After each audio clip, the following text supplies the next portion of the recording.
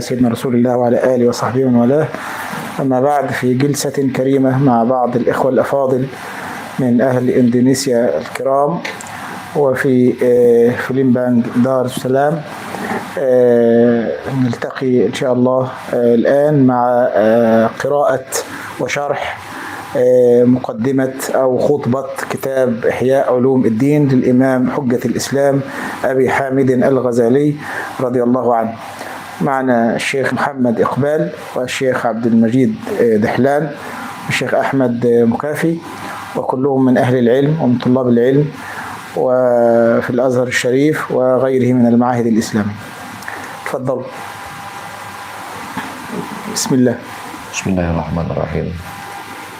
الحمد لله رب العالمين، والصلاة والسلام على أشرف الأنبياء والمرسلين سيدنا مولانا محمد وعلى آله وصحبه أجمعين.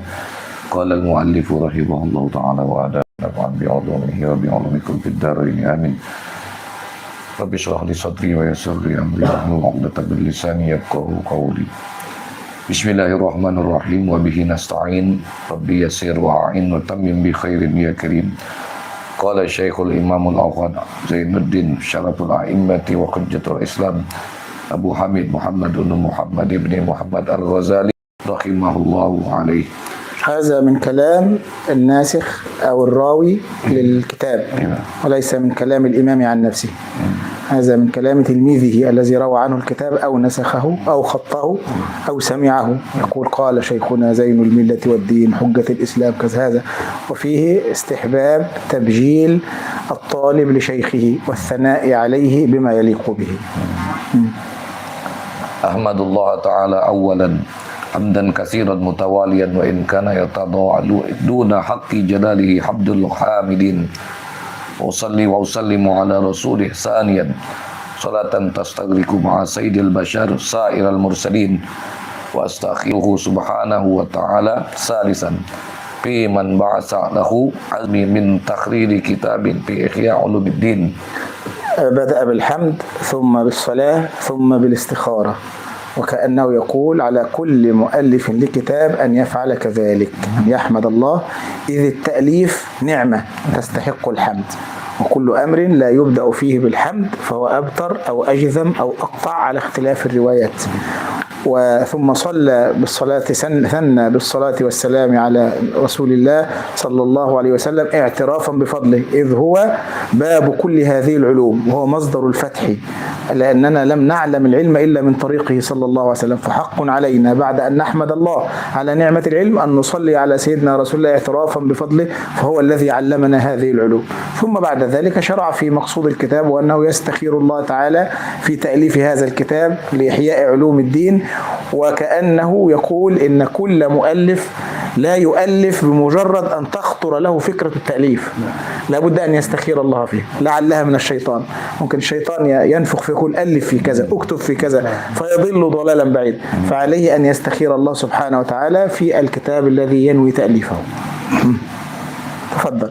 وأنتدب لقطع تعجبك رابعا أيها العازل الغالي بالعزل من بين زمرة الجاهلين المسرف بالتقريع والإنكار من طبقات المنكرين الغافلين. هو هنا يعني يعني يتوجه بالعتاب لمن لامه أو عذله. العذل يعني اللوم، والذي ينكر على الإمام الغزالي، وهذا معناه أنه كان له حساد، وكل عالم نافع للأمة وكل عالم يعني له شأن لابد أن يكون له حساد، دائما يشوهون صورته، دائما يحقدون عليه، دائما يثيرون حوله الشبهات. كان الغزالي يواجه هذا، فيذكر هذا في المقدمة. نعم، اقرأ ثاني أو رابعا. رابعا أيها العبد ينتبه له. جميل خلاص.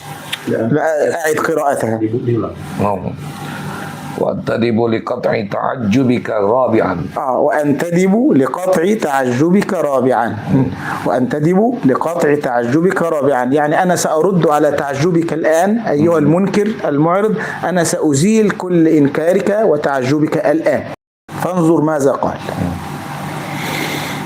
أيها العازل الغالي بالعزل من بين زمرة الجاهلين المسرف في التقريع والإنكار من طبقات المنكرين الغافلين. المنكرين الغافلين وصفه بالجهل أيوة.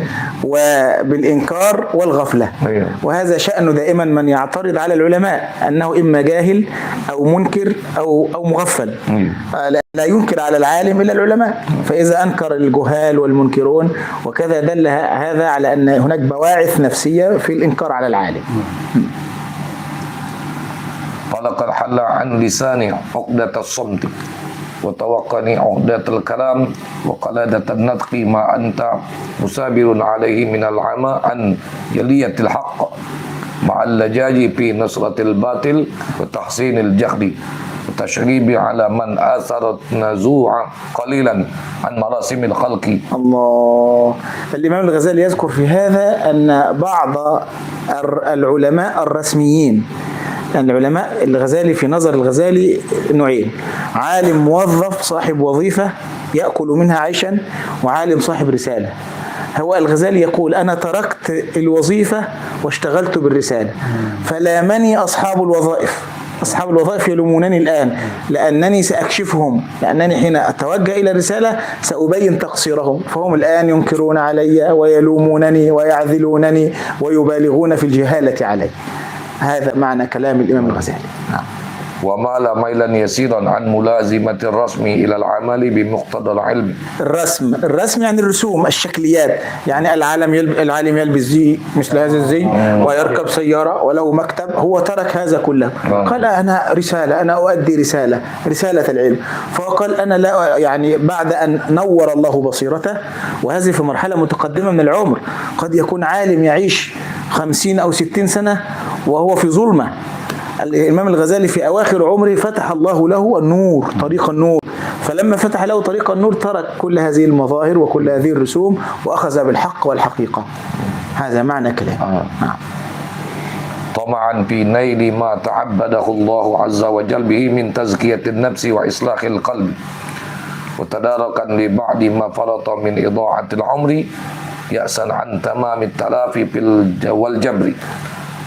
يعني هو بيقول: أنا فعلت ذلك قياما بحق العبودية وتزكية النفس، يعني أنا أدركت نفسي في آخر العمر قبل أن أموت.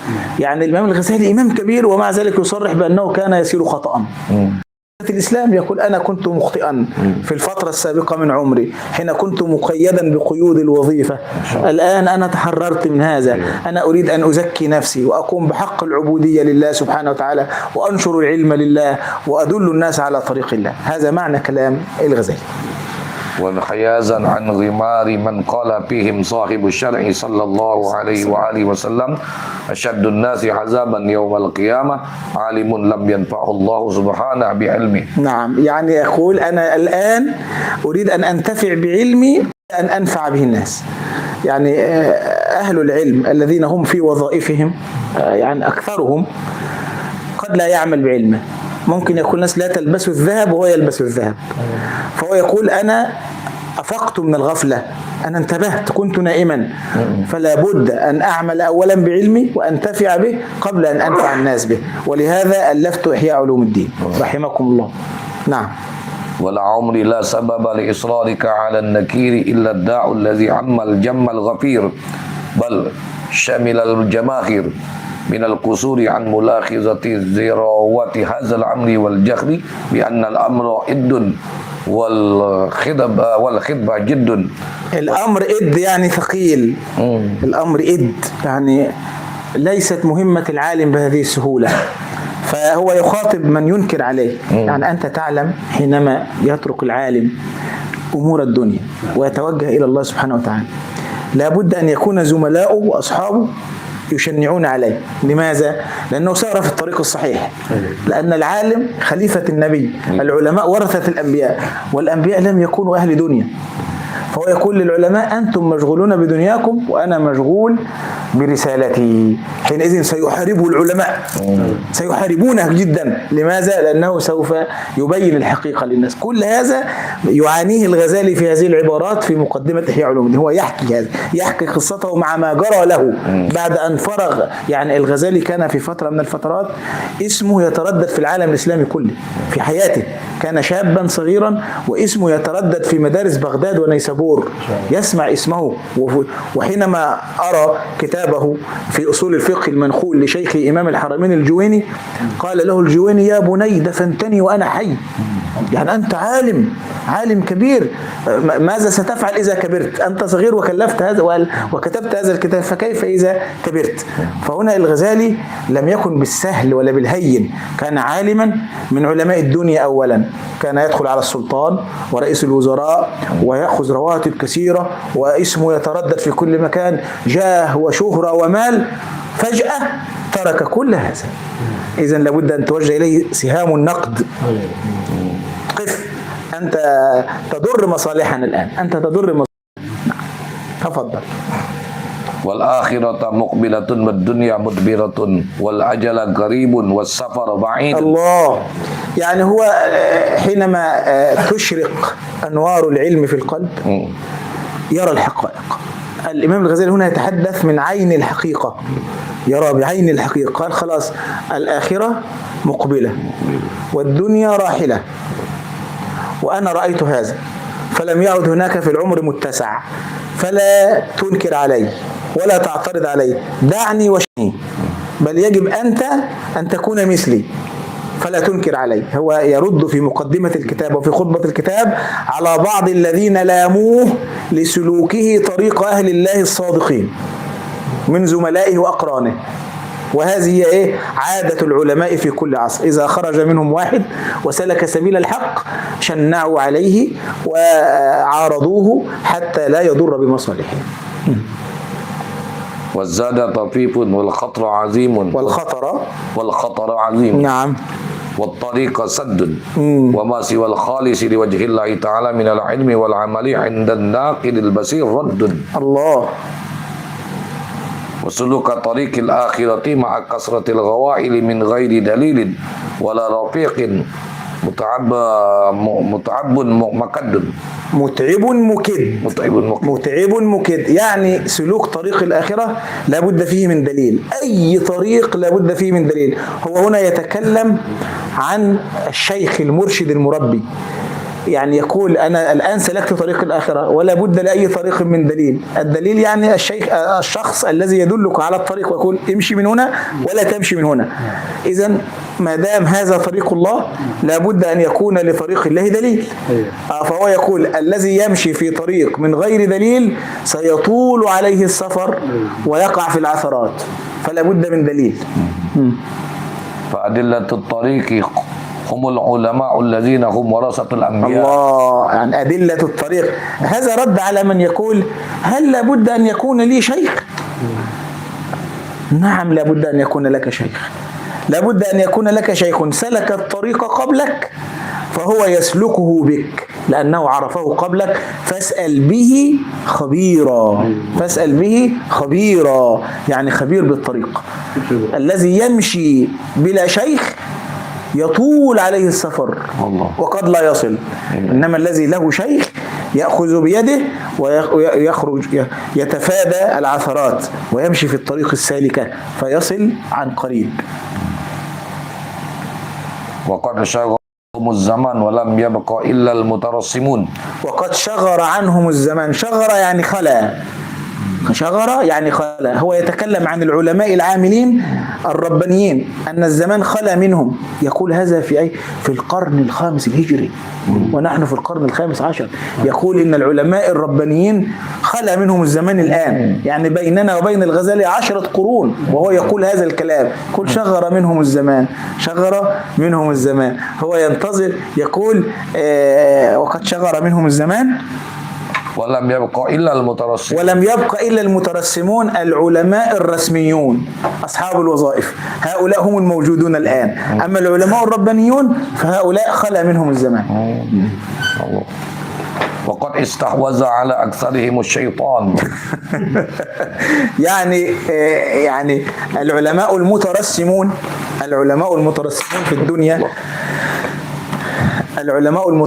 في الدنيا، هم الموجودون. العلماء الربانيون قليلون، ومع ذلك المترسمون أكثر ضحك عليه الشيطان. يعني ليس مترسما فقط، لا، مترسم وضحك عليه الشيطان. تفضل. واستغواهم الطغيان. نعم، الظلم، يعني تجاوزوا الحدود الشرعية. فأصبح كل واحد بعاجل حظه مشغوفا، فصار يرى المعروف منكرا والمنكر معروفا. يعني صار كل عالم رسمي من أصحاب المراسم والوظائف والمناصب مشغولا بالحظوظ العاجلة في الدنيا، المنصب، الترقية الوظيفية، المال الكثير، السفر، كل هذا أصبح هو يحكي عن حالة العلماء في عصره. حتى ظل علم الدين مندرسا، حتى ظل علم الدين أو علم الدين برضو، علم الدين مندرسا، ومنار الهدى في أقطار الأرض منطمسا. العلم الجبل المرتفع أو الشيء الذي هو كالعلامة. يقول إن هذا العلم كان بناء الإسلام مرتفع، الآن ينخفض، والبناء الدين ينطمس. صورة بيانية جميلة جدا لتوضيح أن الدين في نقصان وليس في زيادة بسبب أهله، لأن الله لا يقبض العلم انتزاعا ينتزعوه من الناس، ولكن يقبضه بقبض العلماء. فإذا قبض العلماء يقل العلم ويكثر الجهل فيقل الدين. هذا يعني نظرة اجتماعية تفسر لنا ضعف الإسلام بسبب ضعف أهله وذهاب الأقوياء منهم. ولقد خيلوا إلى الخلق أن لا علم إلا فتوى حكومة تستعين بها القضاة على فصل الخصام عند تهارش الطغام. يعني خيلوا للناس أن العلم هو الفتاوى، مجرد الفتاوى، وأن العلم كله منحصر في أنك تسألني سؤالا في الفتوى والأحكام الشرعية وأجيبك عليه. قال إن العلماء الرسميين خيلوا للناس أن هذا هو العلم فقط، لا يوجد علم غيره، فأصبحوا يتعلمون الشريعة للمناصب، يتعلمون أحكام الشريعة للمناصب، يتولى وظيفة القضاء، الإفتاء، الدعوة والشؤون الدينية، يتعلم لهذا. هو يقول هذا، الغزالي يحكي هذا. يقول خيلوا للعوام أن هذا هو العلم. نعم. أو جدل يتدرع به طالب المباهات إلى الغلبة والإبهام. خد بالك إن الغزالي هنا قعد قرابة نصف قرن في هذه المعمعة، في هذه المعركة الخاسرة. يعني هو كان يجادل ويناظر ويفحم الخصوم فيصفقون له. قال هذا هو الآن موجود في العلماء، هذا مشغول بالإجازات، وهذا مشغول بالأسانيد، وهذا مشغول بالمناظرات، وهذا مشغول، وكله ضايع، كل هذا لا ينفع في الآخرة. هذا الغزالي يقول هذا، هو يحكي هذا، وهذا موجود في كل عصر. أو سجع مزخرف يتوسل، أو سجع مزخرف يتوسل به الواعظ إلى استدراج العوام إذ لم يروا ما سوى هذه الثلاثة مسيدة للحرام والشبكة للخطام. الله، عاوز يقول إن العلم انحصر في زمنه في 3: فتوى، مناظرة جدلية، خطابة ووعظ. قال دول اللي ظاهرين للناس، ولذلك السيوطي كان يقول ايه؟ والعالم عند العوام من صعد المنبر.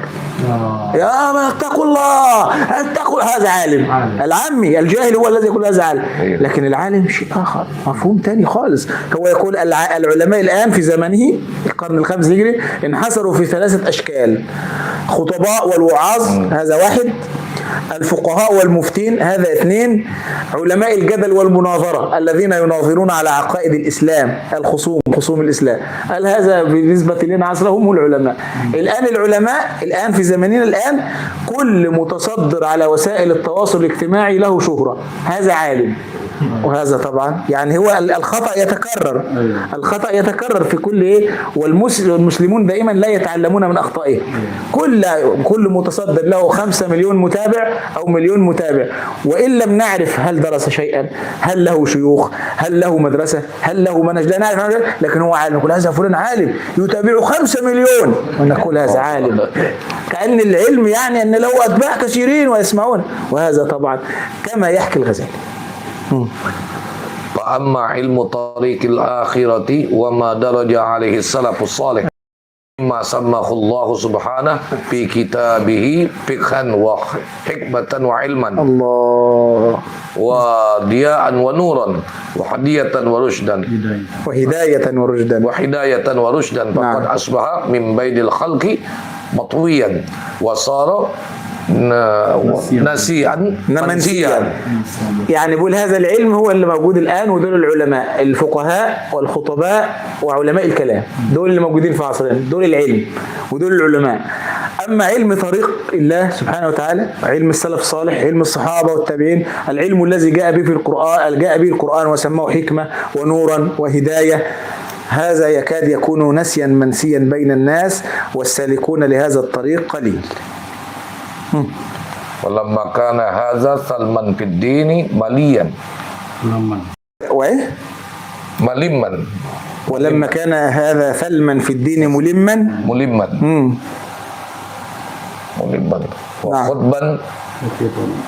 وخطبا مدلهما مظلم، يعني مظلم. يقول إن هذا الدين يعني إذا لم يوجد العلماء الحقيقيون الربانيون الذين إذا سمعتهم أخذت منهم العلم والعمل والحال، قال هذا يصير انهدام للدين. إذا لم يوجد هؤلاء العلماء الدين ينهدم، الدين يضيع، مهما كان عندنا من مساجد وخطباء الدين. ولذلك مثلا رغم كثرة العلماء الكثيرين الذين نراهم آلاف الشهادات من الدكتوراه والشهادات العلمية، ونجد لا يوجد أي أثر كبير في سلوك المسلمين ولا في أخلاقهم رغم هؤلاء الكثرة، لأنهم ليسوا علماء ربانيين. رأيت الاشتغال بتحرير هذا الكتاب مهما إحياء لعلوم الدين وكشفا عن مناهج الأئمة متقدمين وإيضاحا لما هي العلوم النافعة عند النبيين والسلف الصالحين سلام الله عليهم أجمعين. الله، يعني هو يقول لما رأيت هذا الوضع المأساوي الكارثي الذي تمر به الأمة الإسلامية. طبعا الفترة اللي كان فيها الغزالي دي كان فيها الصليبيين والتتار والهزائم المتكررة بسبب اللي هو بيقول عليه، بسبب ان مفيش يعني علماء ربانيين يشحنوا الأمة ويقووا إيمانها، فبالتالي الهزائم بتدخل على الأمة وتأكلها. لأن العلماء الرسميين في أوقات التراجع الحضاري أو هم من أسباب التراجع الحضاري المسلمين، العلماء الرسميين هم من أسباب التراجع الحضاري المسلمين، لأنه هو يقوم بمهمة مكلف بيها، لكن ليس عنده رؤية، ليس عنده تجديد، ليس عنده إبداع. الغزالي هنا لما خلع قيود الوظيفة أصبح عنده رؤية، عنده تجديد، عنده إبداع. وهو الآن يقول أنا أريد أن أحيي علوم الدين لأنها كانت قد ماتت. يعني تسميته للكتاب بإحياء علوم الدين، الإحياء عكس الإماتة، كأنه يقول علوم الدين. وانظر إلى، هو لم يقل إحياء الدين، الدين لا يموت، إنما علوم الدين هي التي تموت، الدين حي.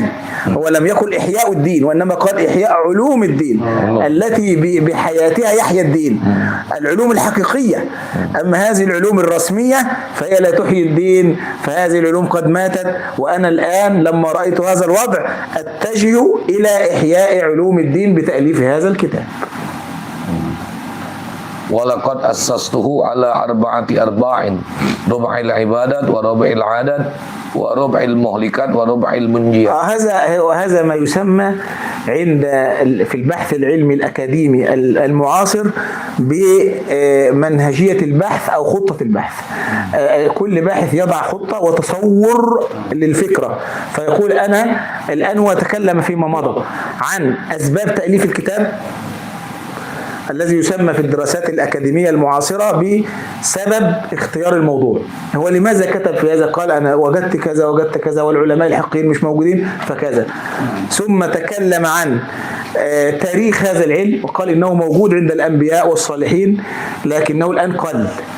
ثم قال إنني سأؤلف هذا الكتاب وسأضع له فصولا وأبوابا فأجعله على 4 أرباع: عبادات، عادات، منجيات، مهلكات. هذا التقسيم لم يسبق إليه الغزالي، لم يسبق إليه، يعني ما سبقه أحد بهذا التقسيم. يقول إن حياة المسلم وحياة الإنسان عموما لا تخلو من 4: إما عبادة يقوم بها، وإما عادة يمارسها وليست عبادة، وإما شيء يهلكه، وإما شيء ينجيه. لا تخرج حالات الإنسان عن هذه ال4. فقسم الكتاب على حالات الإنسان. صدرت الجملة بكتاب العلم لأنه غاية المهم. غاية العلم، غاية المهم، غاية المهم. يعني هنا يقول إنه قد كل مؤلف لكتاب يبدأ بمعنى من المعاني. هو بدأ بكتاب العلم، لم يقل مثلا سأبدأ بكتاب الطهارة، لأنه ليس كتاب فقه. لو كان كتاب فقه الغزالي فقيه شافعي، لو كان كتاب فقه لبدأوا بكتاب ايه؟ الطهارة، لأن كتب الفقه تبدأ بكتاب الطهارة، لكنه كتاب سلوك وكتاب طريق، فبدأه ايه؟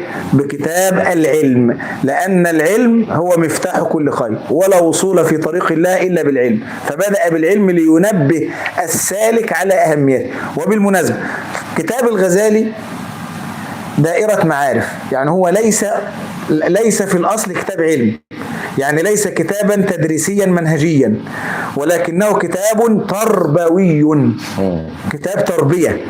هو كالشيخ المربي، كتاب تربية، يعني هو يربي المريد السالك لطريق الله سبحانه وتعالى، لكن عن طريق العلم. يعني هو يربي بالعلم. جمع وحشد كل معارفه العلمية في هذا الكتاب، كل معارف الغزالي من فقه وأصول وتاريخ وطب وتفسير وحديث وعلوم قرآن، كل معارفه حشدها في هذا الكتاب. ولهذا يقال لابد للشيخ المربي أن يكون موسوعة علمية.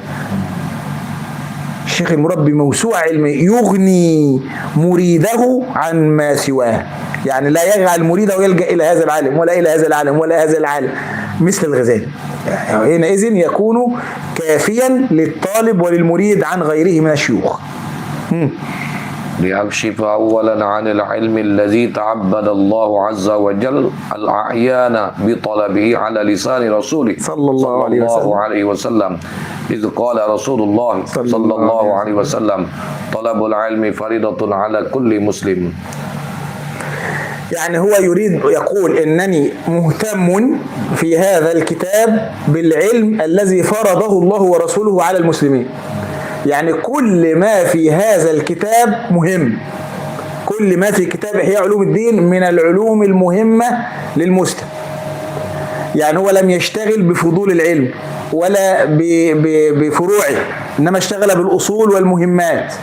الغزالي في هذا الكتاب ترك الفروع وترك الهوامش، واشتغل بصلب العلم، نعم. وميز فيه العلم النافع من الضار، إذ قال صلى الله عليه وسلم: نعوذ بالله من علم لا ينفع. يا سلام. وأحقق ميل أهل العصر عن شاكلة الصواب. لحظة، يعني فيه علم لا ينفع واسمه علم وصاحبه اسمه عالم لكنه لا ينفع.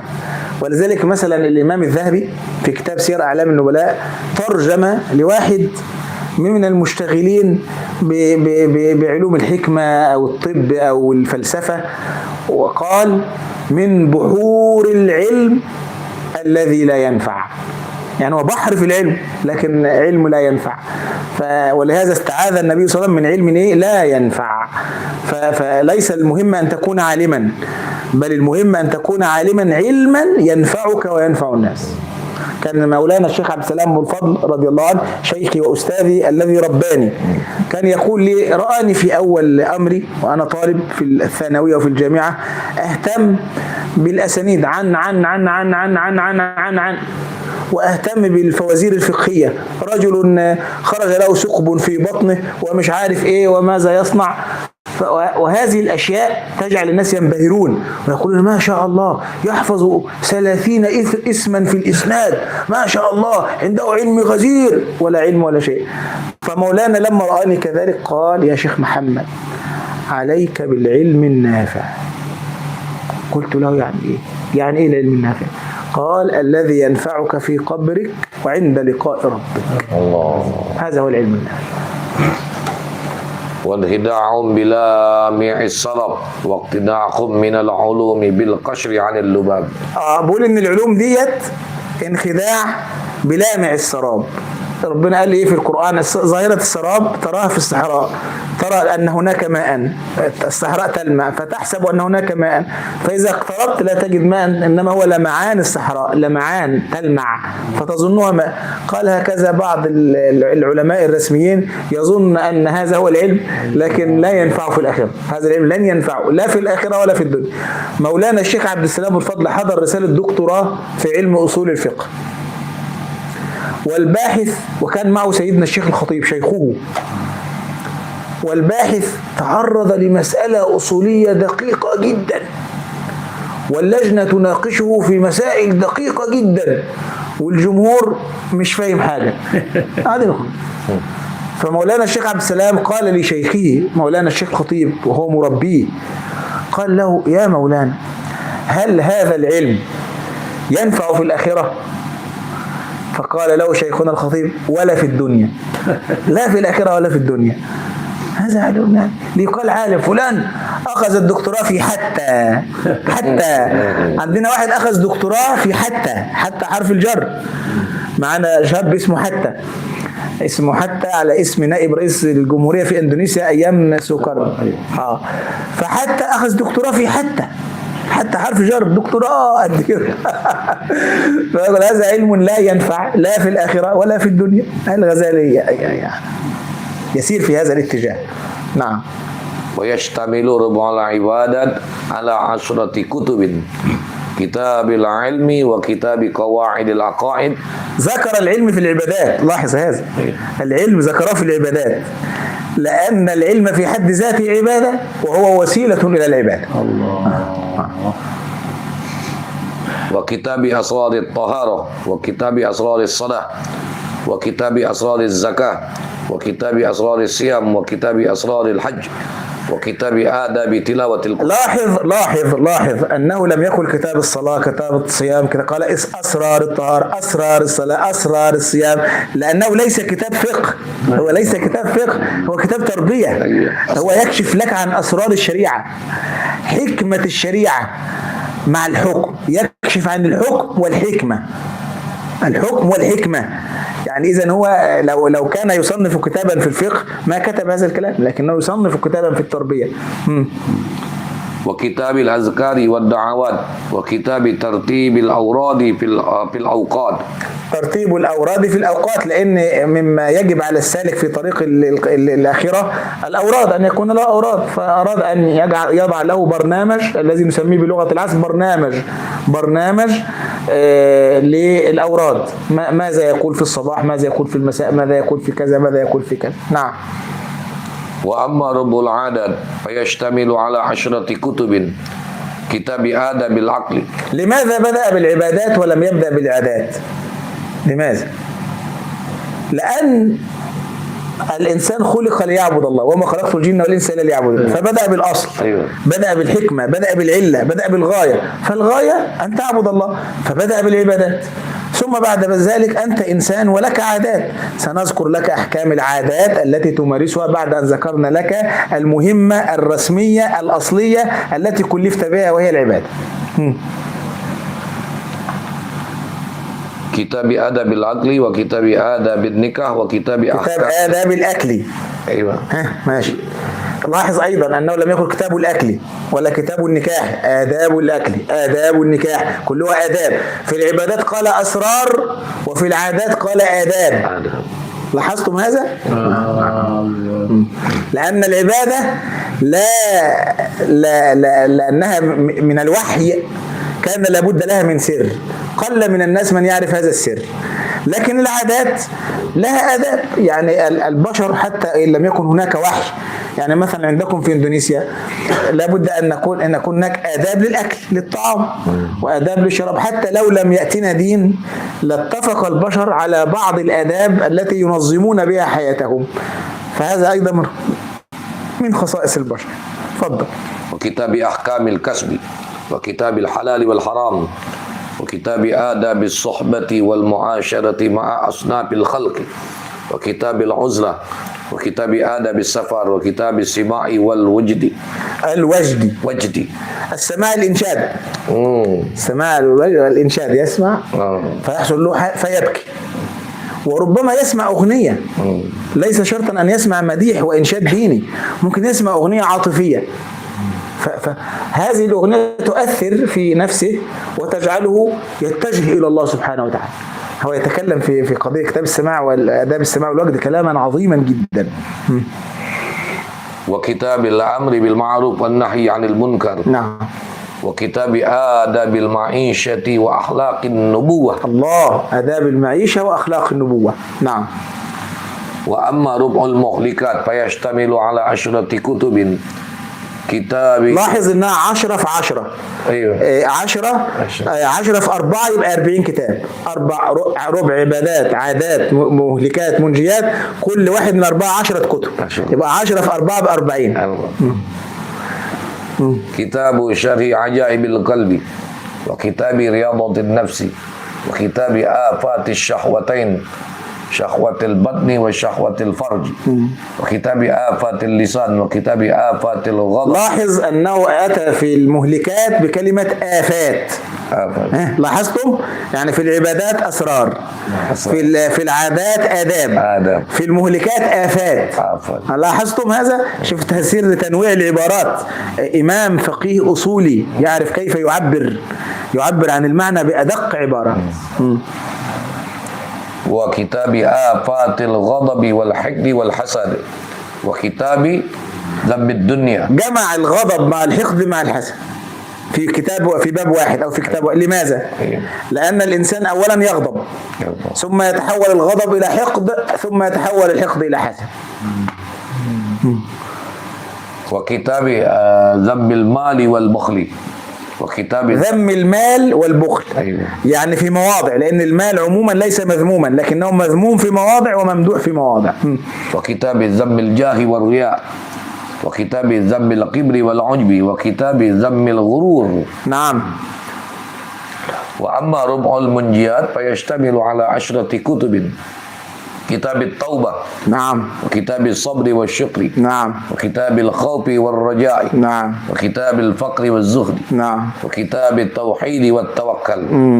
وكتاب المحبة والشوق والأنس والرضا. نعم. وكتاب النية والصدق والإخلاص. الله. وكتاب المراقبة وكتاب المراقبة والمحاسبة. نعم. وكتاب التفكر وكتاب ذكر الموت. الله، ذكر الموت، كتاب التفكر وذكر الموت. لاحظ أنه يعني ترتيب الأربع أبواب: ربع العبادات لأن الأصل في الإنسان العبادة، ربع العادات لأنه لابد من عادات يمارسها، ربع الآفات لأنه لابد له من آفات يتعرض لها، ربع المنجيات لأن لابد لمن تعرض لآفة أن يبحث عن من ينجيه منه. فالترتيب منطقي يعني. وفي كل الكتب 10 في داخل كل واحد من الأربعة أيضا له غرض من الترتيب، يعني هو لم يضع الكتب هكذا، لابد أن له ترتيبا، وهو ينص عليه أحيانا في شرح. فأما رب العبادة فأذكر به من خفايا آدابها ودقائق سننها وأسرار معانيها وما يضطر العالم العامل إليه نعم. بل لا يكون من علماء الآخرة من لم يطلع عليه من لم يطلع عليه.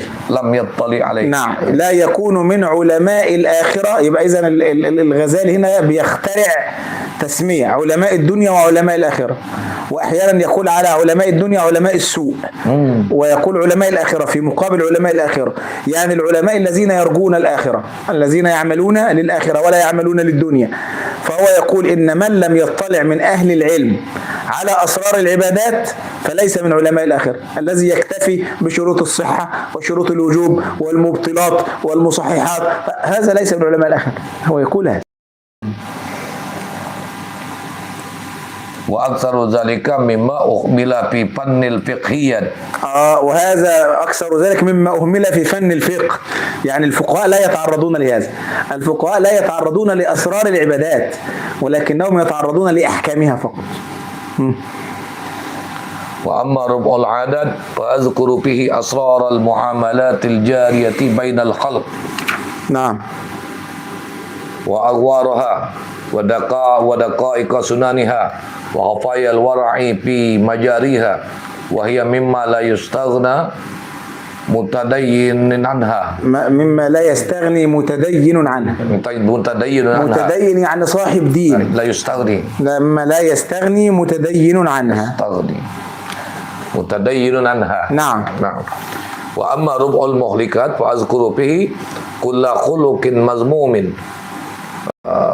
ورد القرآن بإماطته وتزكية النفس عنه وتدخير القلب منه، وأذكر من كل واحد من تلك الأخلاق حده وحقيقته، ثم سببه الذي منه يتولد، ثم الآفات التي عليها تترتب، ثم العلامات التي بها تتعرف، ثم طرق المعالجة التي بها منها يتخلص. يعني هو يذكر في باب الآفات كل صفة ذميمة نهى عنها القرآن أو ذمها، لأن من أسلوب التحريم أن ينهى القرآن عن الشيء، ينهى فمعناه أنه حرام، يبقى النهي يفيد التحريم. فيقول كل صفة نهى عنها القرآن أو ذمها أنا أتحدث عنه. يعني القرآن ذم الرياء وذم الكبر وذم الغرور، فأنا أذكر هذا، وذم الحسد وذم الغضب، فأنا أذكر هذا في هذا الكتاب وأشرح معناه والبواعث الداعية إليه والعلامات التي إذا وجدت دلت على وجود هذه الآفة وكيف يتخلص منها.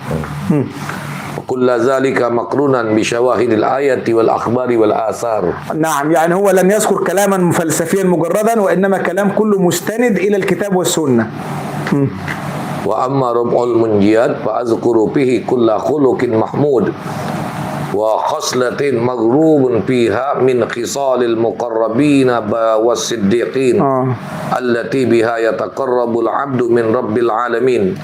وأذكر في كل خصلة حدها وحقيقتها وسببها الذي به تجتلب وثمرتها التي منها تستفاد وعلامتها التي بها تتعرف. نعم. وفضيلتها التي لأجلها فيها يغرب. نعم. مع ما ورد فيها من شواهد الشرع والعقل. الله، يعني كما فعل في الربع المهلكات سيفعل في ربع المنجيات، يذكر تعريف الصفة المحمودة وعلامتها وكيف يحصل الإنسان عليه. هذا مهم جدا، يعني كيف تكون صادقا، هو يبين لك الطريق كيف تتعلم الصدق، هو يبين لك كيف تكون أمينا، كيف تكون ورعا. يعني هذا كتاب مهم جدا لتزكية النفس. قد أفلح من زكى. نعم. ولقد صنف في بعض هذه المعاني كتب ولكن يتميز هذا الكتاب عنها بخمسة أمور. الله، هذا ما يسميه البحث العلمي المعاصر الدراسات السابقة والجديد الذي تقدمه هذه الدراسة. يعني الغزالي يؤصل لمنهجية البحث في مقدمة إحياء علوم الدين، يقول إنه صنف في المعنى اللي أنا بطوف حواليه ده كثير، منها مثلا كتاب قوت القلوب لأبي طالب المكي، قوت القلوب في معاملة المحبوب، وهو أصل إحياء علوم الدين على فكرة. يعني الغزالي استفاد كثيرا جدا من قوت القلوب هذا، حتى قال بعض أهل العلم إنه نسخه، يعني هو نسخة من قوت القلوب. فهو يقول في كتب صنفت في هذا المعنى، لكن أنا كتابي إحياء علوم الدين يتميز عن كل الدراسات السابقة بخمسة أمور اذكرها. الأول حل ما عقدوه وكشف ما أجملوه. حل ما عقدوه وكشف ما أجملوه، يعني أنه كل ما كان فيها غامضا أو مشكلا يجد حله عند الغزالي، يعني كأنه قرأها واستوعبها وغربلها وحل مشاكل هذه الكتب السابقة في هذا الكتاب. الثاني ترتيب ما بدلوه ونظم ما فرقوه. يعني إذا مثلا قد يرد الكلام في الكتب السابقة عن الكبر في 10 مواضع، الغزالي يضع كل الكلام عن الكبر في موضع واحد، فهذا معنى جمع ما فرقوه. نعم. الثالث إيجاز ما طولوه وضبط ما قرروه. يعني قد يطيل الآخرون في بعض المعاني إطالة طويلة جدا، فالغزالي يختصر، يقول أنا هنا أختصر. الرابع حسب ما قرروه وإثبات ما حرروه. يعني لا يكرر، هم يكررون هو لا يكرر، هو يحذف المكرر حتى يختصر، لأن العلم يحتاج إلى إيجاز.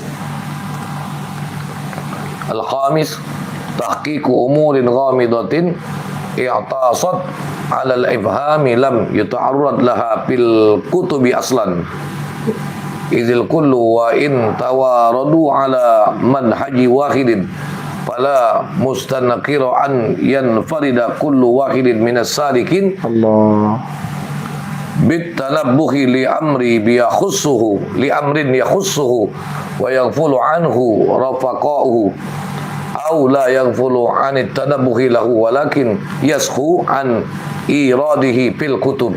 يعني هو يقول بعد الأربع أمور في أمر خامس، أنا انفردت بمعاني لم يتعرضوا لها، وهذا ليس عجيبا على فضل الله أن يأتي المتأخر بشيء غفل أو سهى عنه المتقدم، فأنا انفردت في إحياء علوم الدين بأشياء هم لم ينتبهوا لها أو سهوا عنها، فأنا تداركتها.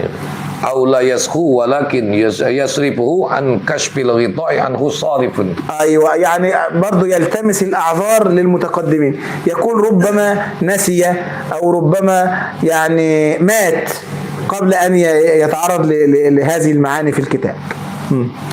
فهذه خواص هذا الكتاب. الله، هذه خواص إحياء علوم الدين، 5 أمور تميز بها عن غيره من المصنفات التي صنفت قبله في هذا الباب، مع كونه حاويا لمجامع هذه العلوم. الله، يعني هو جمع كل ما تفرق في الكتب السابقة عليه في هذا الباب. وإنما حملني على تأسيس الكتاب على 4 أمران. أحدهما هو الباعث الأصلي، أن هذا الترتيب في التحقيق والتفهيم كالضروري، لأن العلم الذي يتوجه به إلى الآخرة ينقسم إلى علم المعاملة وعلم المكاشفة. نعم. وأعني بعلم المكاشفة ما يطلب منه كشف المعلوم فقط، وأعني بعلم المعاملة ما يطلب منه مع الكشف العمل به. الله، المكاشفة يعني أنا أقول لك إيه، عرف لي كذا، هذا مكاشفة، يعني اكشف لي عن الحقيقة. لكن أقول لك عرف لي كذا وبين لي كيف أستعمله، يبقى هذا علم المعاملة. يبقى هو قسم الكتاب إلى علمين، علم المكاشفة وهو التعريف بالشيء، يعني عرفني، اكشف لي عن معنى هذا، اكشف لي عن معنى الصلاة، اكشف لي عن معنى الطهارة، هذا غير كافي. ثم تقول لي بين لي كيف أتطهر وكيف أصلي، هذا علم المعاملة. علم المعاملة. نعم. والمقصود من هذا الكتاب علم المعاملة فقط، دون علم المكاشفة التي لا رخصة في عيدائها الكتب، وإن كانت هي غاية مقصد الطالبين. ومطمح نظر الصديقين وعلم المعاملة طريق إليه نعم. ولكن لم يتكلم الأنبياء صلوات الله عليهم مع الخلق إلا في علم الطريق والإرشاد إليه نعم. وأما علم المكاشفة فلم يتكلموا فيه إلا بالرمز والإيماء على سبيل التمثيل والإجمال. يعني الأنبياء لم يتكلموا في التعريفات، يعني النبي صلى الله عليه وسلم لم يقل الصلاة أقوال وأفعال مخصوصة مفتتحة بالتكبير مختتمة بالتسليم، النبي لم يقل هذا، وإنما علمنا الصلاة عمليا. يعني يقول إن الأنبياء كانوا مشغولين بعلوم المعاملة وليس بالكشف عن معاني الأشياء، إنما كانوا يشبهون لنا، يمثلون المعاني، لكنهم كانوا لا يعرفونها على طريقة علماء المنطق. علما منهم بكسور أفهام الخلق عن الاحتمال والعلماء ورثة الأنبياء فما لهم سبيل إلى العدول عن نهج اليأس والاقتداء. نعم، نهج التأسي والاقتداء. التأسي والاقتداء، يعني العلماء يسلكون طريق الأنبياء، لا يتكلمون في التعريفات وإنما يتكلمون في العمل. الذي يشغل العلماء العمل، التعريف إشارات، مجرد إشارات. ثم إن علم المعاملة ينقسم إلى علم ظاهر أعني العلم بأعمال الجوارح وإلى علم باطن أعني العلم بأعمال القلوب والجاري على الجوارح إما عبادة أو عادة. الله يا سلام. والوارد على القلوب التي هي بحكم الاحتجاب عن الحواس من عالم الملكوت وإما محمود وإما مذموم. نعم. فالواجب انقسم هذا العلم إلى شطرين ظاهر وباطن، والشطر الظاهر المتعلق بالجوارح انقسم إلى عبادة وعادة، والشطر الباطن المتعلق بأحوال القلب وأخلاق النفس انقسم إلى مذموم ومحمود، اللي هي الآفات المهلكات والمنجيات. فكان المجموع أربعة أقسام. نعم. ولا يشذ نظر في علم المعاملة عن هذه الأقسام. الله. الباعث الثاني يعني جميع العلوم المعاملة ترجع إلى هذه الأقسام الأربعة. يعني نحن نتعامل والعمل عندنا على إما عبادة وإما عادة وإما شيء يهلكنا وإما شيء ينجينا، لا تخرج أحوال الإنسان أبدا عن هذه الأربعة. فهذا سر التقسيم إلى أرباع. الباعث الثاني إني رأيت الرغبة من طلبة العلم صادقة في الفقه الذي صلح عند من لا يخاف الله تعالى للتضرع به إلى المباهات والاستظهار بجاهه ومنزلته في المنافسات. نعم. يعني الفقهاء بتوع الدنيا كل اللي شغلهم يقول لك أنا حافظ 10 متون فقهية، أنا أستطيع أن أقرأ التنبيه، أنا أستطيع أن أحرر المجموع، أنا أستطيع أن أقرأ كتب شيخ الإسلام زكريا، أنا أستطيع أن أحافظ إعانة الطالبين، أنا مش عارف إيه، كل هذه منافسات لا ليست من علم المعاملة في شيء. وهو مرتب على 4 أرباع: المتربي والمتزبي. لا، الايه؟ بزي المتزي بزي المحبوب محبوب، والمتزي بزي المحبوب محبوب. فلم أبعد أن يكون تصوير الكتاب بصورة الفقه تلطفا في استدراج القلوب، ولهذا تلطف بعض من رام استمالة قلوب الرؤساء إلى الطب فوضعه على هيئة تقويم النجوم موضوعا في الجداول والرقوم، وسماه تقويم الصحة ليكون أنسهم بذلك الجنس جاذبا لهم إلى المطالعة. والتلطف في اجتذاب القلوب إلى العلم الذي يفيد حياة الأبد أهم من التلطف في اجتذابها إلى الطب الذي لا يفيد إلا صحة الجسد. الله. شوفوا هنا يقول إن هو تلطف في وضع الكتاب بأسلوب جديد ومبتكر، لكن له صلة بالأسلوب القديم الفقهي خاص بالفقه. لماذا؟ لأنه يريد أن يستميل قلوب العباد إلى هذا الكتاب، فوضعه على هذا الترتيب العجيب. كما أراد بعض علماء الطب أن يتقرب إلى بعض الملوك فوضع له الطب على هيئة تقويم النجوم. النجم الفلاني كذا كذا ارتفاعه كذا، يظهر في يوم كذا ويغيب في يوم كذا، الدواء الفلاني كذا ويغيب ومفعوله كذا ويفعل كذا ويعالج المرض الفلاني والمرض الفلاني. لأن الملوك كانوا يهتمون بعلم النجوم، ينظر في النجوم ويقول إيه سنهزم العدو، أو سيحدث كذا، أو سيموت الملك، أو سيعيش الملك. فكان مهتمين بعلم النجوم، فتقرب بعض الأطباء إليهم لينال حظوة عندهم، فوضع لهم الطب على هيئة تقويم النجوم. فالغزالي يستدل بهذا، يقول إذن فنحن نتلطف في عرض علم القلوب على نحو بديع، بل علم القلوب أولى من علم الطب.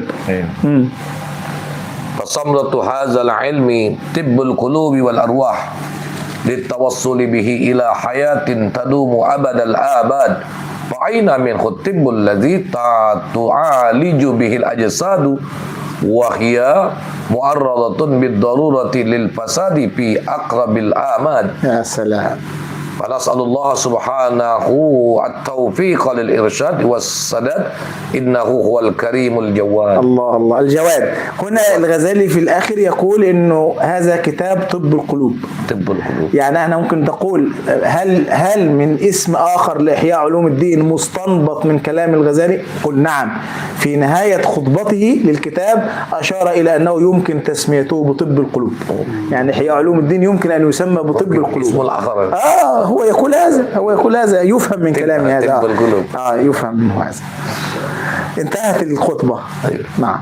وصلى الله وسلم وبارك على معلم الناس الخير سيدنا محمد وعلى آله وصحبه. شوف انظر كم فيها من علم. هذه مقدمة، فكيف إذا دخلت في الكتاب هذه مقدمة وفيها كل هذا العلم، كل هذا العلم، كل هذا الفكر، وكل هذا الإبداع، فكيف إذا دخلنا في أغوار الكتاب من الداخل. أسأل الله سبحانه وتعالى أن ينفعنا بحجة الإسلام الإمام الغزالي، وأن ينفعنا بما خطته يداه في هذا الكتاب المبارك.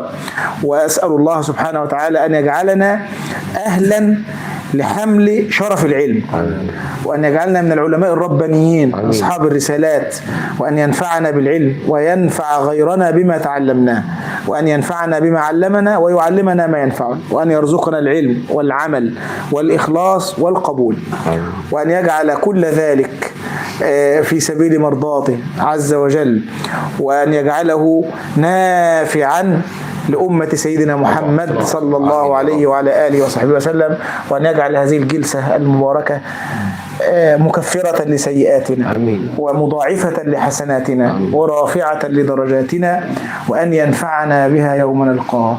وصلى الله وسلم وبارك على سيدنا محمد وعلى آله وصحبه أجمعين بجاه الحبيب المصطفى صلى الله عليه وسلم وبسر أسرار الفاتحة.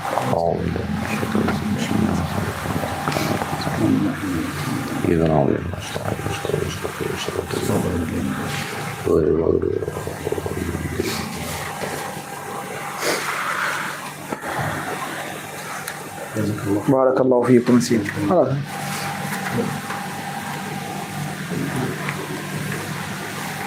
والحمد لله رب العالمين. ممكن أطلب منكم الإمضاء؟ حاضر. إجازة؟ حاضر.